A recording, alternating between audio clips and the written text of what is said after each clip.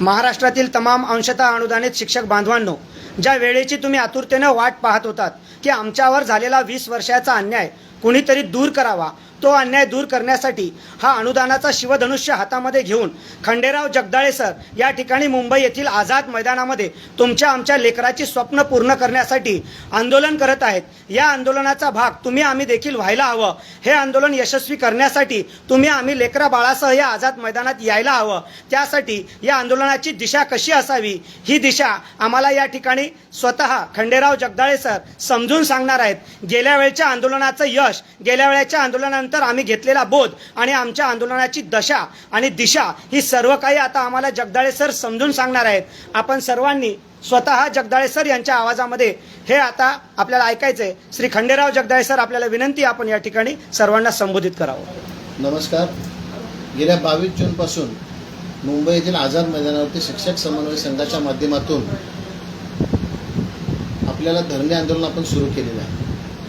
टप्पावाढ मिळाली पाहिजे, त्रुटीपूर्तीतल्या शाळांना न्याय मिळाला पाहिजे आणि कमी पटसंख्या असलेल्या शाळांना सुद्धा न्याय मिळाला पाहिजे। तसंच इतर 4 मागण्या आहेत, त्या सर्व मागण्या घेऊन आम्ही या ठिकाणी आझाद मैदानामध्ये धरणे आंदोलन सुरुवात केलेली आहे। हे आंदोलन सुरुवात करण्याचं कारणच असं होतं की मागील वर्षी जो आपल्याला टप्पावाढ मिळाला जुलै महिन्यामध्ये, त्यावेळेला माननीय मंत्री महोदय गिरीश महाजन साहेबांनी सांगितलेलं होतं की पुढील वर्षी तुम्हाला आंदोलन करण्याची गरज भासणार नाही, तुम्ही तुमच्या शाळेमध्ये काम करा, आम्ही टप्पावाढ देण्याचं काम आम्ही करतो। त्यांची वाट पाहिली, त्यांच्या भेटी घेतल्या, माननीय मंत्री महोदयांना सुद्धा आम्ही याबाबत विचारलं। त्यांनी कोणताही सकारात्मक प्रतिसाद न दिल्यामुळं शेवटी आम्हाला आंदोलनाची परमिशन काढावी लागली। हे ज्यावेळी आंदोलनाला सुरुवात केली त्यावेळेला राज्यातील प्रमुख काही समन्वयक होते, त्यांना मी स्वतः फोन केले आणि त्यांना विचारलं की आपण आंदोलन करायचं आहे का। त्याने संमती दिल्यानंतर आंदोलनाची परमिशन काढण्यात आली आणि सर्वांनी मग ते ठरवून आझाद मैदानामध्ये 22 तारखेपासून आम्ही आंदोलन सुरुवात केलं। आता जर बघितलं की पौर्णिमा ह्या वर्षीसुद्धा संपलेले आहेत, आपल्या हातात काही नाही आहे। मागील वर्षीसुद्धा 30 जूनला शासनानं पौर्णिमा सादर केल्या आणि त्याच्यामध्ये आपला कोणताही विषय नव्हता। त्याच्या अगोदर 1 महिना आपण आंदोलन सुरू केलं। मास्टर स्ट्रोक पडला आणि लोकांची सगळी निराशा झाली आणि त्यावेळी मैदानात आम्ही 6 ते 7 लोक आम्ही मैदानामध्ये होतो। काय करायचं विचारत असतानाच आम्हाला एक कल्पना सुचली की आपण राज्यातील ज्या प्रमुख संघटना आहेत त्या प्रमुख संघटनांना विश्वासात घेऊन एखादं आंदोलन छेडता येईल का याचा विचार केला गेला। मुख्याध्यापक महामंडळ असेल, संस्थाचालक महामंडळ असेल, संयुक्त मुख्याध्यापक महामंडळ असेल, जिल्ह्यातील प्रत्येक शाळांचे मुख्याध्यापक संघ असतील, शिक्षकेतर महामंडळ असेल, या सर्व नेत्यांचा विचार करून आम्ही ठरवलं आणि 8 आणि 9 जुलैच्या बंदची घोषणा केली। आणि आम्हाला वाटलं नव्हतं की ही बंदची घोषणा राज्यातील शिक्षक आपल्या हातात घेतील आणि याचं सगळे राज्यातील शिक्षकांना आणि अभूतपूर्व असं गर्दी झाली आणि शासनाला तुमच्याकडं यावं लागलं। काही विरोधी पक्षातील प्रमुख नेते सुद्धा त्या ठिकाणी आले, थांबले आणि त्यांच्यामुळे सुद्धा या आपल्या प्रश्नाला चालना मिळाली। हे विसरून चालणार नाही। याच्यामध्ये अनेक आहेत, चढ उतार अनेक आहेत। हे यश काही एकट्याने मिळत नाही, हे टीम वर्क म्हणून आपण काम केलेलं होतं आणि तीच वेळ या ठिकाणी आज आलेली आहे। आज सुद्धा आपल्या हातात काहीच नाही आहे, आपण शून्य आहोत। 22 तारखेपासून आमच्या हातात काय नाही हे समजूनच आम्ही वाटचाल करतो, परंतु आम्ही जिद्द सोडलेली नाही, आशा सोडलेली नाही। विश्वास एवढाच आहे, आम्ही अधिवेशन संपण्यापूर्वी टप्पावाढीबाबत आणि इतर प्रश्नाबाबत आम्ही काही ना काही घेणारच, एवढा ठाम विश्वास म्हणजे आमच्या मनात निर्माण झालेला। आणि तो निर्माण का झाला तर राज्यातील मागील वर्षी केलेला जो गर्दीचा उच्चांक आहे ते शिक्षकांच्यामुळं, आपल्यामुळं झालेला।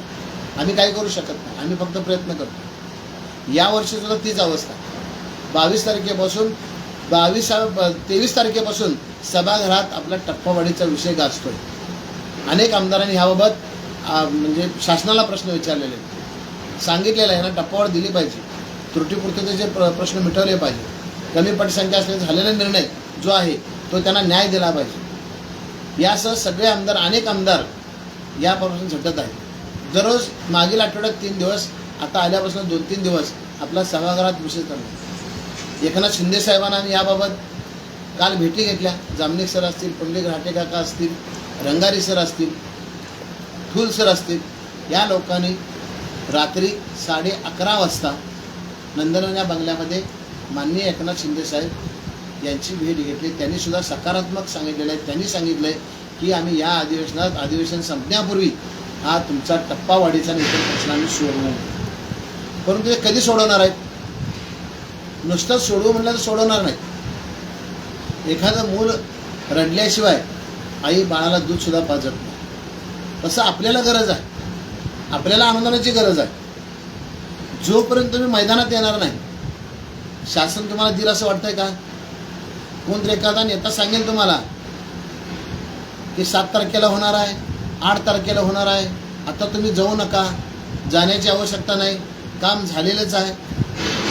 अशा कोणत्याही वल्गनांना तुम्ही बळी पडू नका.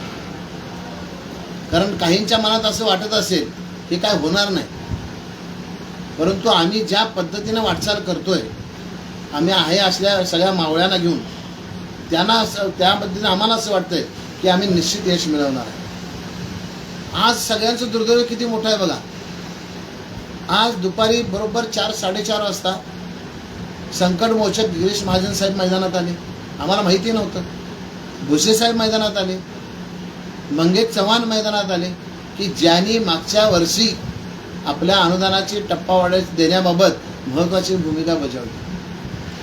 आणि मैदानात कुणीही जास्त लोक नव्हते, 100-150 लोक होते. जर समजा आमच्या आव्हानाला तुम्ही प्रतिसाद दिला असता आणि आज मागच्यासारखीच गर्दी झाली असती तर आजच तुमचा निर्णय झाला असता. म्हणजे आपलं दुर्भाग्य किती आहे बघा. आपण कोणाच तर ऐकतो, एखादा म्हणतो तुम्ही आंदोलनाला जाऊ नका म्हणून. मग त्या नेत्याचं किंवा एखाद्या विशिष्ट व्यक्तीचं आपण किती ऐकायचं हे तुम्ही आम्ही ठरवलं पाहिजे. तर तुम्हाला आणि आम्हाला पोटाला पाहिजे. परंतु अशी सांगणारी मंडळीच उद्या सर्वात पुढं असणार आहे.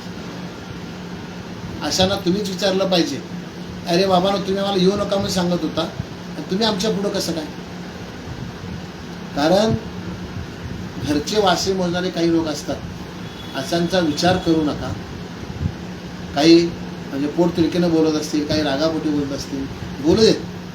परंतु तुम्हाला आणि आम्हाला पोटाला पाहिजे, प्रचलित नियमानुसार पाहिजे. कारण त्याच्यावरतीच तुमचं आणि आमचं कुटुंब चालणार आहे. सर, आपण म्हणता प्रचलित नियमानुसार पाहिजे, मात्र हे नियमानुसार अनुदान हे शासन या अधिवेशनात आम्हाला नेमकं कसं देईल? काय प्रक्रिया असेल शासनाची? आणि तुम्हाला सत्ताधारी पक्षातील किंवा विरोधी पक्षातील कोणी मोठ्या नेत्यांनी किंवा मंत्र्यांनी काय शब्द दिला की कशा पद्धतीने हे अनुदान तुम्ही आम्हाला मिळवून देणार आहात? हे बघा, आम्ही आमचे पालकमंत्री आंबेडकर साहेब यांना भेटलो. ते सुद्धा म्हणजे पूर्णपणे आपल्या बाजून आहेत. त्यांना पण वाटतं की मिळालं पाहिजे.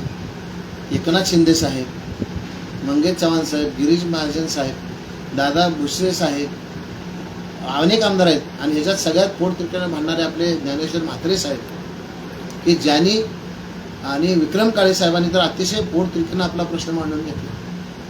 विचार करा ना, हाताच्या बोटावर मोजण्या इतकी संख्या असताना देखील सभागृहामध्ये आत्तापर्यंत 7 ते 8 वेळा आपला विषय झालेला आहे. ही यश काही कमी नाही आहे. आणि जर एवढं अभूतपूर्व आपल्याला यश मिळत असेल तर निश्चितच आपल्याला अंतिम निर्णय घेण्यासाठी काही कालावधी आहे. आणि आपल्या हातात फक्त 7 ते 8 दिवस आहे. त्यामुळं हे नेते, वरिष्ठ नेते प्रयत्न करतील. विरोधी पक्ष नेते सुद्धा येणार आहेत, हे लक्षात घ्या. 7 आणि 8 तारखेला मागील वर्षी जे नेते आलेले होते ते सर्व नेते 7 तारखेला मैदानात असणार आहेत. मी काय नावं घेणार नाही, परंतु ते सगळे नेते येणार आहेत. त्या सगळ्या नेत्यांची माझी चर्चा झालेली आहे. त्यांनाही वाटतं आपल्याला अनुदान मिळालं पाहिजे. त्यात कोणत्याही प्रकारचं राजकारण नाही. त्यांनाही वाटतं की सर्वसामान्य शिक्षक गेल्या 25 ते 30 वर्षांपासून भरडला जातोय. कायद्याच्या चाकोरीतून, अधिकाऱ्यांच्या चाकोरीतून, वेगवेगळ्या माध्यमातून, आणि आज त्याला जगता येत नाही. जी भाकरी आपल्याला जेवढं काम करतो तेवढं दाम मिळत नाही. आणि म्हणून ही मंडळी आपल्यासाठी येणार आहे, राजकारण करण्यासाठी येणार नाही. आणि जर ती येत असतील तर तुम्ही का घरात बसणार? तुम्ही आलं पाहिजे ना. समजा आता 7-8 दिवस राहिले, त्यात ते 2 दिवस तुम्हाला यायचे. 2 दिवस शाळा बंद करा. माझी संस्था चालकांना हात जोडून विनंती आहे की तुम्ही आमचे अन्नदाते आहात. तुमच्यामुळे आम्ही आता आज भाकरी खातोय. प्रयत्न जरी आम्ही करत असलो तर आम्ही तुमच्या शाळेत नोकरी करतो. आम्हाला काय शाळा बंद करायची नाही. परंतु ही वेळ शासनाने आणलेली आहे आमच्यावर. त्यामुळे शाळा बंद करण्याशिवाय आमचा दुसरा कोणताही पर्याय नाही. जर आम्ही शाळा बंद केल्या तर शासनाला निश्चित जाग येणार आणि ती शाळा बंद केल्यानंतर आम्ही विद्यार्थ्यांचं कोणतंही शैक्षणिक नुकसान होऊ देणार नाही. कारण माझा शिक्षक प्रामाणिकपणे प्रत्येक वर्गात, प्रत्येक शाळेत, प्रत्येक गावात शिकवतो. आमची गुणवत्ता सगळ्यात चांगली आहे आणि मला ठाम विश्वास आहे माझ्या शिक्षकावर की तो गेलेले 2 दिवस निश्चित भरून काढेल. जर मंगळवार बुधवार जर शाळा बंद असतील तर येणाऱ्या रविवारी सुद्धा तुम्ही एक दिवस शाळा घेऊ शकता आणि पुढच्या रविवारी एक दिवस शाळा घेऊ शकता. कामाचे दिवस एकत्र झाले की एक होऊ शकतं. तुम्ही सगळ्यांनी जे आम्ही व्हॉट्सअपवरती पत्र पाठवले त्या पत्राचे प्रिंट काढा. जिल्हाधिकारी, जिल्हा पोलीस प्रमुख, शिक्षण उपसंचालक, शिक्षणाधिकारी, गट शिक्षणाधिकारी, संस्थाचालक यांना द्या. तुमच्या शेजारच्या शाळेत जावा आणि त्यांना सांगा बाबांनो तुमच्यासाठी नाही माझ्यासाठी शाळा बंद करा. आणि मला पोटाला पाहिजे. मी म्हणजे प्रत्येक समन्वयक, प्रत्येक शिक्षक, प्रत्येक शिक्षकेतर कर्मचारी जर आपण एकजूट दाखवली तर शासन निश्चित झुकेल. हा आपला इतिहास आहे. लक्षात घ्या. कोणाच्याही भूलथापाला बळी पडू नका. कोण काय सांगेल, झालंय म्हणून सांगेल, निर्णय अगोदरच झालेला आहे म्हणून सांगेल, आणखीन काय काय सांगतील माहीत नाही. परंतु ह्या वल्गना आहेत. अजून काहीच झालेलं नाही. सुरुवात आहे. परंतु सुरुवात ही चांगली आहे आणि आजचा दिवस आमचा खूप चांगला गेला. कारण रात्रीच एकनाथ शिंदे साहेब भेटले. सकाळी संकटमोचक ज्यांनी मागचा टप्पावाढ दिली असे गिरीश महाजन साहेब या ठिकाणी आले आणि त्यांनी मग आम्हाला शब्द दिलाय की तुमचा प्रश्न निश्चित याच अधिवेशनामध्ये सोडवू असं सांगितलं. कधी सोडवणार? जर ते पूर्णपणे आझाद मैदान भरल्यानंतर परत गिरीश महाजन साहेब येतील आणि सांगतील तुम्हाला शब्द मी दिलेला पाळतोय. आणि याबाबत उद्याच माननीय मुख्यमंत्री यांची भेट येणार आहे. त्यांच्यासोबत मंगेश चव्हाण सुद्धा होते. त्यांनीही मला सांगितलं की बाबा उद्या आम्ही ह्याबाबत माननीय मुख्यमंत्र्यांना भेटू. जर आपले सत्तातले नेते, शिक्षक, आमदार, विरोधी पक्ष नेते जर आपल्या प्रश्नाबाबत एवढं जागरूक होऊन पोट तिरकीनं जर प्रश्न मांडत असतील तर तुम्ही आम्ही घरात का बसतोय? घरात बसणं पूर्णपणे चुकीचं आहे. आणि कुणी कारण सांगू नका माझ्याकडे पैसे नाहीत म्हणून. ज्या वेळेला पैसे नव्हते, पगार नव्हता, त्यावेळेला तुम्ही कसं येत होता आणि कसं राहत होता हे मलाही माहिती आहे आणि तुम्हालाही माहिती आहे. आज मुंबईला येण्या इतपत सगळ्यांच्या खात्यात पैसे जमा होतात. भविष्यामध्ये हा एकच प्रश्न नाही आहे. तुम्हाला आणि आम्हाला पेन्शन घ्यायची लक्षात घ्या. कशी घ्यायची ते आम्ही ठरवू, परंतु घ्यायचीच. कशी असू दे पेन्शन घ्यायची, सोडायची नाही. परंतु त्याच्यासाठी सुद्धा आपल्याला एकत्र राहणं गरजेचं आहे. सर, हा टप्पावाढ जर आपल्याला मिळाला या अधिवेशनामध्ये तर या विनानुदानितच्या जाचामधून जवळजवळ 70% शिक्षक हे शापमुक्त होणार आहेत. अशा या विनानुदानितच्या शापातून मुक्त होणाऱ्या शिक्षकांनी या ठिकाणी सहपरिवार येऊन हा विनानुदानितचा शाप पुसण्यासाठीचा आनंद उत्सव साजरा करण्यासाठी यायला हवं असं तुम्हाला वाटतं का? एक लक्षात घ्या, आपण त्या ठिकाणी काम करतोय. आपण गेले अनेक वर्षापासून, मला तर 29 वर्ष झाली या संघटनेमध्ये, ह्या शिक्षकांच्या आंदोलनामध्ये, किंवा मी स्वतः मुख्याध्यापक म्हणून काम करतोय. मी आता 80% कोणाला जर वाटत असेल मी संस्थाचालक आहे, मी हे तुमच्यासारखा एक मुख्याध्यापक आहे. मला ही संस्थेची बंधनं आहेत. आपण याच्यामध्ये परिवाराला ओढणं योग्य वाटत नाही. कारण 6,500 शाळा आहेत. बघा, प्रत्येक शाळेत एक आला असता तर 10 वर्षापूर्वी आपण 100% घेतला असता. मग आपण सगळ्या शाळा आल्यानंतर एका दिवसात निर्णय घेऊ शकतोय. परिवाराला का ओढायचं? कारण आपण आपल्या यातना बघतोय, त्याच्यामध्ये परिवाराला ओढणं योग्य वाटत नाही. आपण सक्षम आहोत, सुशिक्षित आहोत आणि आपली तेवढी संख्या आहे ना, 65,000 संख्या आहे, ही कमी नाही. 65,000 लोक आल्यानंतर अख्खं मंत्रिमंडळ मैदानात येईल आणि सांगेल जावा चला तुमचा पुढचा टप्पावाढ दिला, इतर प्रश्न सोडवले. ही ताकद तुमच्यात आणि आमच्यात आहे. ती तुम्ही ओळखत नाही अजून. तुम्ही कुणाच तर ऐकताय आणि घरात बसताय. ही तुमची चूक आहे. स्वतःच्या मनाचा विचार करा. दुसऱ्याचं काही ऐकू नका. स्वतःला कसे पडते ते तुम्ही करा. मी जर एखादं चुकीचं सांगत असेल तर तुम्ही माझं चुकीचं ऐकू नका. जे चांगलं सांगत असेल ते मात्र निश्चित ऐका. कारण समाजामध्ये चांगले सांगणारे कमी आणि वाईट सांगणारे जास्त असतात आणि लोक वाईट सांगणाऱ्यांच्यावरती विश्वास पटकन ठेवतात. मग कितीही वरून चांगला सांगत असेल तर तुझ्यावर विश्वास ठेवत नाही, परंतु नंतर पटतं, परंतु ती वेळ निघून गेलेली असते. आता ही वेळ तुम्हाला परत येणार नाही, लक्षात घ्या. त्याची कारणं अशी आहेत. आणि वर्षभरानं कुंभमेळा नाशिकला होतोय आणि त्या कुंभमेळ्यासाठी 3,000 कोटी शासनानं दिलेले आहेत. आणखीन 10,000 कोटी देतील, आम्हाला काही वाईट वाटण्याचं कारण नाही. पण त्या कुंभमेळ्याच्या तयारीत लागले तर तुमच्या आणि आमच्या प्रश्नाकडे शासन अजिबात लक्ष देणार नाही. हा सगळ्यात मोठा धोका आहे. हीच वेळ आहे आता 8 दिवस, परत नंतर आणि बहुतेक आचारसंहिता लागू शकते विधान परिषदेची. आणि त्या कचाट तुम्ही सापडला तर कोणतंही आंदोलन केलं तर काही उपयोग नाही, फक्त आश्वासन मिळते. आता मात्र निर्णय तुम्हाला मिळणार आहे या 8 दिवसामध्ये. आणि काय करायचं तुम्ही ठरवायचं. माझ्यासाठी तुम्ही येऊ नका, कुठल्या नेत्यासाठी येऊ नका. तुम्ही तुमच्या कुटुंबासाठी मैदानात या. कुटुंबाला सांगा मी 2 दिवस चाललोय, 2 दिवस तू घराची काळजी घे. आजपर्यंत सगळं आपल्या घरातल्यांनीच सांभाळलं म्हणून आपण टिकलो. घरातले नसते तर आपण टिकलो नसतो. घरातल्यांचा तेवढा तुमच्यावरती पूर्ण विश्वास आहे की आपला माणूस आपल्या भाकरीसाठी मुंबईला जातोय, मैदानात जातोय, लढतोय आणि लढून आम्हाला भाकरी घालतोय. आपल्या घरातल्यांचा खूप अभिमान आहे. त्यामुळं घरातल्याला न घेता तुम्ही सगळेजण या. जेवढे संख्या जास्त असेल तेवढं या. जिथं जागा मिळेल तिथं विश्रांती घ्या. आणि माझ्या महिला भगिनींना विनंती आहे, तुम्ही सगळे या. आमदार निवासले माझे सगळे शिक्षक बंधू असतील त्या सगळ्यांना आम्ही बाहेर काढतो. आम्ही रस्त्यावरती फुटपाथवरती झोपतो. तुमची सोय गैरसोय होऊ देणार नाही.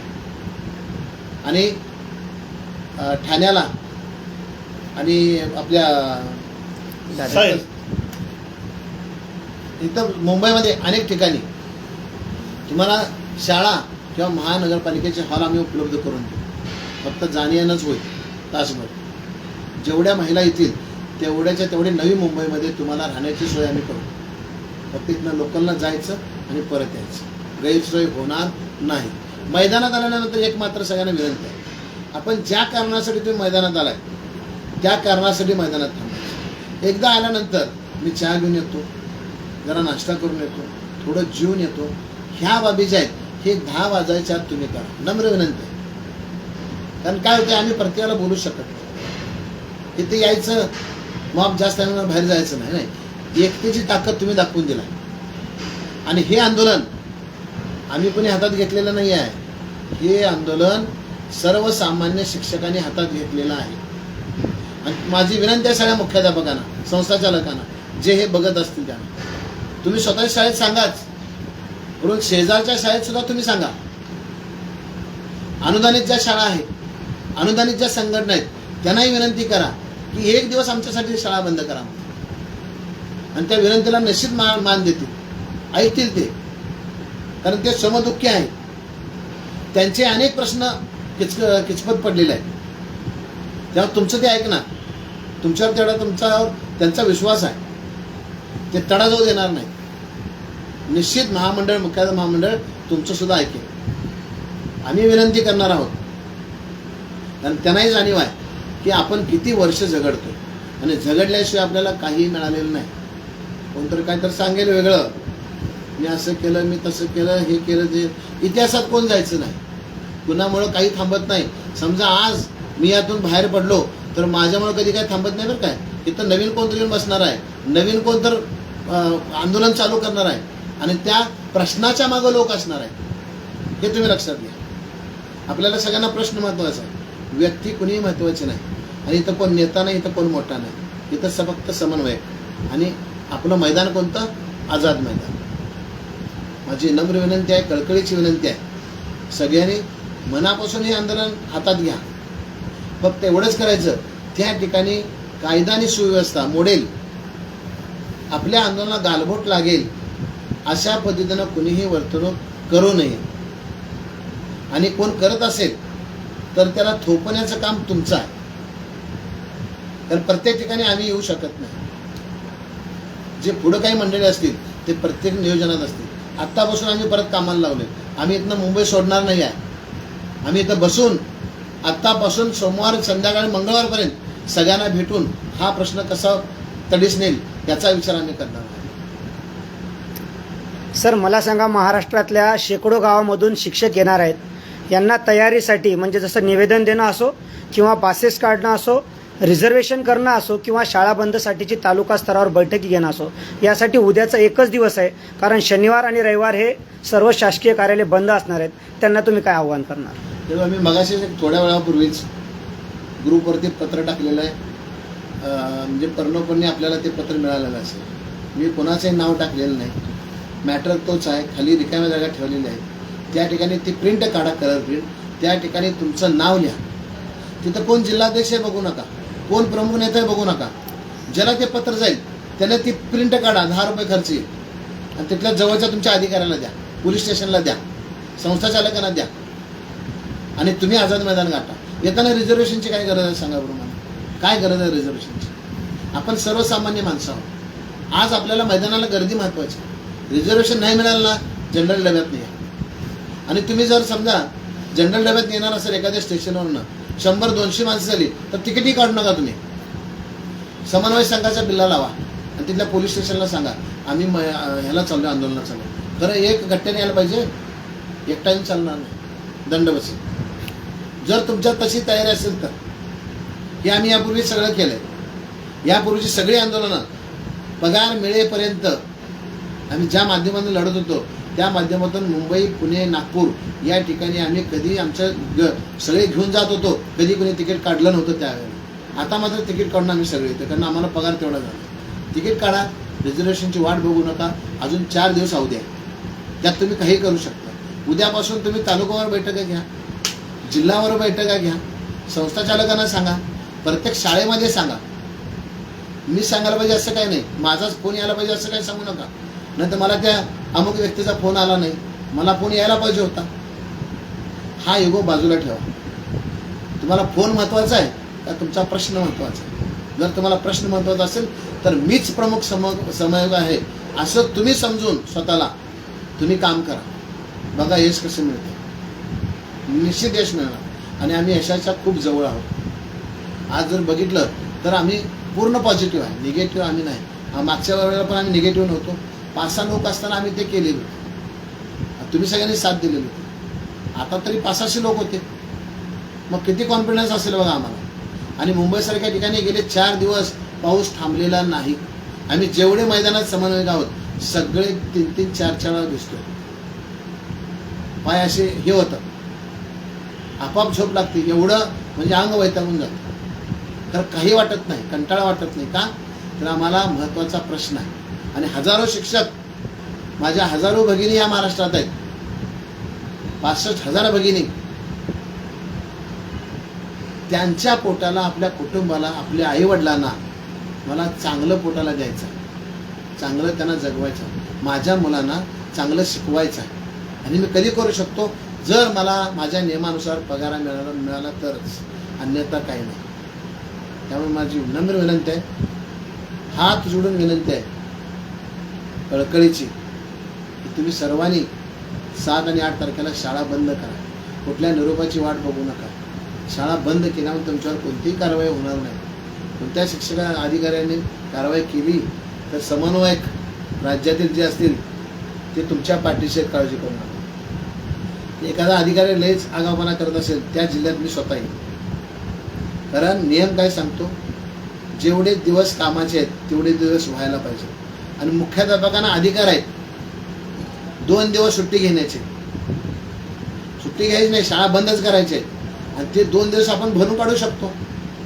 कोरोना काळात वर्षभर शाळा बंद होत्या. त्यावेळेला काय केलं शासनानं बंद केल्या. आपत्ती आली ना. आता आपत्ती तुमच्यावरती, माझ्यावरती आहे 2 दिवसाची. त्या आपत्तीला आपण सामोरं जायचं. बंदच ठेवा शाळा. कोणत्या अधिकाऱ्याला कुठलं भीक घालू नका.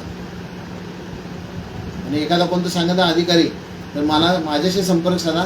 त्या अधिकाऱ्याचा नंबर मला द्या. कोण पण असू दे, उपसंचालक असतील, शिक्षण अधिकारी असतील. एखादा अधिकारी काय वेगळं बडबडत असतील तर मला नंबर द्या, मी माझ्या पद्धतीने त्यांना बोलेन. कारण जो अधिकारी, ते काम तुमचं आहे. तुम्ही जर आम्हाला हक्काची भाकरी देत नसाल तर तुम्हाला कोण अधिकार देईल? मला विचारणारी माझी संस्था आहे. सगळे अधिकार संस्थेला आहेत. कामाचे दिवस पूर्ण झाले की कुणी काय बोलू शकत नाही. आणि कोणतरी काय ते नियमाचं सांगत असेल, आम्ही नियम सगळे पुस्तकं सगळी उघडून तयारलेलं आहे. त्यामुळं आम्ही कोणाला मोठेपणा सांगणार नाही आहे. आम्ही सर्वसामान्य आहोत. जेवढं कळतं तेवढं आम्ही बोलतो. पण या ठिकाणी आता मला तुमची गरज आहे. आणि तुम्ही आल्याशिवाय आपल्याला पुढील टप्पावाढ मिळणार नाही, एवढं निश्चित. जर तुम्ही आला नाही तर आम्हाला परत विचारू नका समन्वयकांना की बाबा तुम्ही आंदोलन लावलं आणि काय झालं, मिळालं नाही. इथं बाप दाखवणं तर श्राद्ध घाल अशी स्थिती आहे. पूर्वीचे दिवस गेले. गांधींच्या काळात आंदोलन केले, इंग्रज सुद्धा लगेच येत होते. आता हे पुढचं काम आहे सगळं. त्यांना संख्या पाहिजे आणि हे शासन संख्येलाच यश देतं. लक्षात घ्या, हे मागचा इतिहास आहे. आणि या इतिहासाला साक्षीदार प्रत्येक माझा शिक्षक आहे, म्हणजे प्रत्येक भगिनी आहे. आणि त्यांच्यामुळेच मागचा टप्पावाढ आपल्याला झालेला आहे. आम्ही फक्त कारण निमित्त आहे. आम्ही फक्त पुकारून कधी होत नाही. त्या ठिकाणी तुम्ही आला म्हणून झालं. ते बाकीच्या असं म्हणू नका हिने केलं तिने केलं, कुणी काही केलं नाही. तुम्ही स्वतः सगळ्यांनी केलेलं आहे. आम्ही फक्त तुमचा आरसा म्हणून त्या पुढे आहे. आणि प्रत्येक समन्वयक तुम्ही आहात, लक्षात घ्या. त्यामुळे मला परत एकदा सगळ्या विनंती आहे. संस्थाचालक, मुख्याध्यापक, यामध्ये काही महामंडळाचे अधिकारी असतील, मुख्याध्यापक महामंडळाचे अधिकारी असतील, संस्थाचालक महामंडळाचे अधिकारी असतील, त्यांना माझी नम्र विनंती आहे की बाबांनो 2 दिवस आमच्यासाठी शाळा बंद ठेवा. आणि अनुदानित सुद्धा शाळा बंद ठेवण्याचा आम्ही आटोकाट प्रयत्न करतो. निश्चित बंद करण्याचा प्रयत्न करतो. ऐकतील, कारण आपण सगळे एक होत नाही. राज्यातील शिक्षक तो पण आपल्या शिक्षकांचे प्रश्न मिटणार नाही. सर, महाराष्ट्रातील त्रुटीपात्र शाळेतील शिक्षक घाबरलेला आहे आणि त्याला पण याच आंदोलनातून अपेक्षा आहे. त्यांना पण तुम्ही काय आवाहन कराल? हे आपले प्रश्न सगळेच आहेत. फक्त टप्पावाढ नाही, त्रुटीपूर्तता केलेल्या शाळांची काही चूक नाही. या बाबतीत परवा दिवशी रात्री अर्धा पाऊण तास आम्ही भुसे साहेबांजवळ रात्री 10 वाजता बसलो. त्यांना मी पटवून सांगितलं की त्रुटीपूर्ततेचा गेम कसा झाला, कुणी केला. याच्यामध्ये कुठल्या शिक्षकाची चूक नाही, याच्यामध्ये पूर्णपणे चूक अधिकाऱ्यांची. आणि संबंधित अधिकाऱ्यांनी सगळ्या वरिष्ठ नेत्यांना झाकून म्हणजे हे ठेवलं, अंधारात ठेवलं. त्यांना कळालं नाही. कमी पटसंख्येचं सुद्धा तसंच झालं की कमी पटसंख्या असताना ज्याला मूल्यांकन झालं 18-19ला, त्या मूल्यांकनामध्ये 18-19ची पटसंख्या ग्राह्य धरलेली होती. आणि ती ग्राह्य धरून ह्या शाळा अनुदानाला पात्र झालेल्या होत्या. परंतु प्रत्यक्षात ज्या वेळेला 7 फेब्रुवारी 2023ला GR निघाला, त्या GR मध्ये उल्लेख होता की अनुदान देत असताना 2022-23ची संच मान्यता पकडण्यात यावी. त्यावेळी कळालं. म्हणजे पूर्वी 4 वर्ष आमची पटसंख्या आहे आणि त्या वर्षी काही शाळांची 25 असेल, 21 असेल, 29 असेल, म्हणून त्या शाळा अपात्र झाल्या. त्या शाळांचा दोष काय? परत पुढच्या वर्षी पटसंख्या होती, दिलं नाही. याच्यामध्ये लोकप्रतिनिधींची चूक आहे. GR निघाल्या जे लोकप्रतिनिधी आहेत त्या लोकप्रतिनिधी आवाज का उठवला नाही? त्याच वेळेला GR रद्द करा म्हणून मंत्री महोदयाला का भेटले नाहीत की हा GR चुकीचा आहे म्हणून? तुम्ही आणि आम्हीच भांडायचं, आम्हीच रस्त्यावरती यायचं. त्यांचं काम नाही. आम्ही त्यांना सभागृहात पाठवतो. कशासाठी पाठवतो? आमचे प्रश्न सोडवण्यासाठी. तर आमचा प्रश्न उभा राहिल्यानंतर तुमच्या मागे लागण्यासाठी क्यू करावं वाटते लोकप्रतिनिधींची. त्यामुळं जसं 17-18ला एक पत्र काढलं होतं की जर 18-19ची पटसंख्या नसेल तर पुढील वर्षाची पटसंख्या ग्राह्य धरून त्यांना अनुदान देण्यात यावं. तेच भुसे साहेबांना आम्ही सांगितलं की तसं पत्र आत्ता का तुम्ही काढलं नाही? जर तसं पत्र काढलं असतं तर ह्या शाळा अनुदानापासून वंचित राहिल्या नसत्या. त्यांचा काय दोष आहे? आता सुद्धा करू शकतात. तर त्यांनी तो निर्णय घेतलेला आहे की बाबांनो, आणि आता ह्याबाबत चर्चा करतो. मी काही अधिकाऱ्यांची नावं पण भुसे साहेबांना सांगितलं की या लोकांनी असं केलं. आणि आम्ही म्हटलं आम्हाला बोलवा त्या अधिकाऱ्यांच्या समोर, आम्ही बोलतो. कारण आमच्यावर अन्याय आम्ही सहन करून घेणार नाही. आमच्या पाठीवर मारा, परंतु पोटावर मारायचं नाही. तुम्हाला काही अधिकार दिलेला नाही. आमच्यामुळे तुम्ही शासनकर्ते झालेला, त्या खुर्चीवर बसलेला. आम्ही आहोत म्हणून ते अधिकारी आहेत. आमच्या शाळेत नसते तर अधिकाऱ्यांनी काय केलं असतं? त्यामुळं कोणत्या अधिकाऱ्यांना न जुमानता आपण आमच्या प्रश्नाची मांडणी आम्ही तिथे केलेली आहे दोन्ही बाबतीत, आणि त्या दोन्ही बाबतीत निर्णय घेऊ असं सांगितलं. आम्ही सांगितलंय की आमच्या शिष्टमंडळाला सुद्धा बोलवू नका म्हणून, आम्हाला फक्त निर्णय द्या. त्याच्यामध्ये 2 टप्पे पडतात, लक्षात घ्या. त्याच्यामध्ये नंतर कोणता दिशाभूल करेल, एखादा कोणता निर्णय झाला दिशाभूल करेल. आजच सांगतो, पहिला जो मुद्दा आहे तो टप्पावाढीचा मुद्दा हा आर्थिक बाबीशी निगडीत आहे. याच्यासाठी माननीय मुख्यमंत्री, उपमुख्यमंत्री, शिक्षण मंत्री आणि संबंधित अधिकारी लागणार आहे. अर्थ खात्याचे, शिक्षण खात्याचे, त्याच्यासमेत बैठक व्हायला पाहिजे. आम्ही बैठकीला असू किंवा नसू, आम्ही सांगितलं शिक्षक आमदारांना घ्या, तुम्ही निर्णय घ्या आणि आम्हाला निर्णय द्या. परंतु बाकीचे जे 2-3 मुद्दे आहेत त्याच्यासाठी अधिकारीच हवेत, कारण अधिकाऱ्यांनीच तो घेऊन आणि त्या ठिकाणी शिक्षण मंत्री पाहिजेत आणि गिरीश महाजनसारखी व्यक्ती पाहिजे जेणेकरून त्या अधिकाऱ्यांना तिथे थांबवू शकेल. आणि आपल्यातले काही ज्यांना अभ्यास आहे अशी 2-3 मंडळी, अभ्यास असणारी बरं काय, फोटोसाठी गेलेली नाही, अभ्यास असणारी मंडळी ती त्या ठिकाणी गेली पाहिजे. म्हणजे त्यांना सांगता येईल की बाबांनो चूक कुठे झाली. ते पुण्याच्या अधिकाऱ्यासकट त्यांना बोलवलं पाहिजे, कारण आम्ही वेळेत सगळी पूर्तता केलेली आहे, वेळेत सगळं केलं, चूक आमची नाही. मग आम्हाला का फाशी? ज्यांनी चूक केली त्यांना दंड झालाच पाहिजे, मग कुणी असू दे, त्याला सोडता कामा नये. आणि कुठल्याही आमिषाला बळी पडू नका, हे लक्षात घ्या. आझाद मैदानात लढल्याशिवाय तुम्हाला मिळणार नाही. कुठलाही प्रश्न असेल, कोण काय केलं आम्हाला माहित नाही, परंतु आम्ही हे जे मिळवणार आहे ते लढून मिळवणार आहे, रडून नाही, लढूनच मिळवणार, न्याय देणारच, एकही प्रश्न बाकी ठेवणार. त्यामुळं माझ्या राज्यातील तमाम शिक्षक बंधूंना माझी कळकळीची विनंती आहे, संस्थाचालकांना विनंती आहे की बाबांनो तुम्ही 1-2 दिवस शाळा बंद ठेवा. शैक्षणिक नुकसान आम्ही होऊ देणार नाही, कारण विद्यार्थी आहेत म्हणून आम्ही आहोत, याची जाण आम्हाला आहे. त्यामुळं सगळ्यांनी एकमुखी निर्णय घ्या. प्रत्येकाने मिटिंग घ्या, शाळेत मिटिंग घ्या, तालुक्यात मिटिंग घ्या, जिल्ह्यात मिटिंग घ्या. कोण नेता नाही आला नाही विचारत बसू नका, कुणामुळं कोणाचं काही तटत नाही.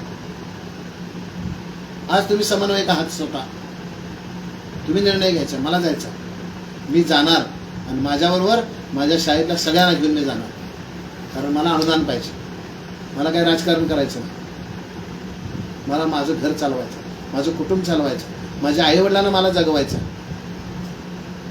हीच एक म्हणजे आजपर्यंतच्या इतिहासातली पुनरावृत्ती व्हायची असेल तर आपल्याला हे करावं लागेल, अन्यथा आपल्याला काळ माफ करणार नाही. मग पुढील 2 वर्ष तुम्हाला अनुदान नाही, काहीच मिळणार नाही. लक्षात ठेवा, ही एकच संधी आपल्याला आहे. त्यामुळे हात जोडून विनंती बाबांनो की सगळेजण या, इथं गैरसोय झाली काय झाली समजून घ्या. आणि पाऊस पडणार आहे, लक्षात घ्या, पाऊस पडत असल्यामुळे येताना छत्र्या घेऊनच या, मोबाईलला प्लॅस्टिकचे कव्हर घेऊनच या, चार्जिंगची सोय असणार नाही, पॉवर बँक घेऊनच या. कारण काय, तुम्हालाही घरात संपर्क करता येईल. घरात सांगायचं 2 दिवस मला फोन करायचा नाही, माझं मी तुला फोन करतो, नाही तर टी व्हीवर बघ म्हणायचं, नाही तर फेसबुकला तिथं आमच्याकडे दररोज फेसबुकला आमचे करणार आहे, तिथं बघा म्हणून सांगायचं. स्थानिक पातळीवर आमदार आणि लोकप्रतिनिधींनाही निवेदन द्यायला हवं असं आपल्याला द्यायलाच वाटतं. पाहिजे. आता आम्ही तेच सांगितलं की बाबांनो तुम्ही सगळ्यांना निवेदन द्या, विरोधी असू दे, सत्तेतील असू दे, लोकप्रतिनिधी, नगराध्यक्ष असू दे, द्या. कारण एखादा आपल्यातला संस्थाचालक असेल त्यांना द्या, कारण प्रत्येकाचे धागेदोरे हे मुख्यमंत्र्यांच्यापर्यंत पोचलेले. लक्षात, कुणाला कमी समजू नका.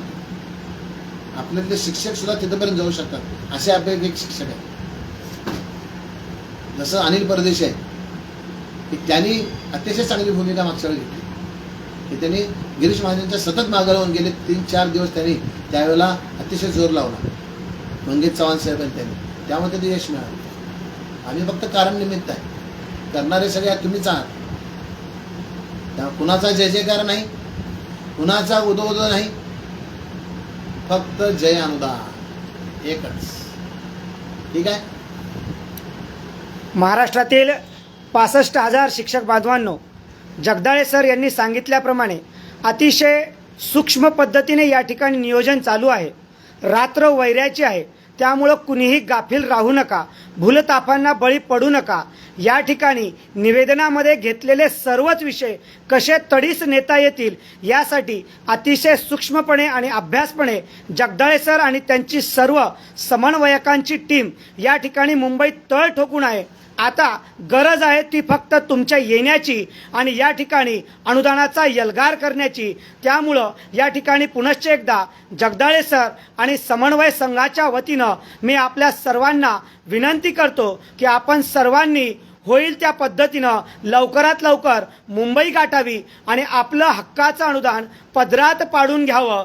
असं म्हणतात की शिवरायांच्या भूमीवरती आम्ही एवढे शंड कसे, पायाखाली आग असूनही डोके आमचे थंड कसे.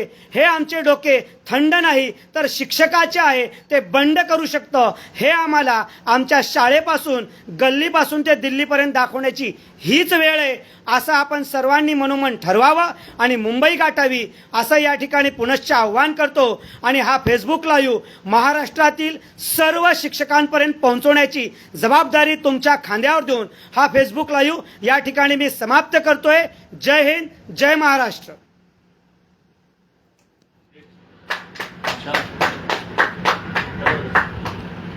वाग्या झोपलास काय?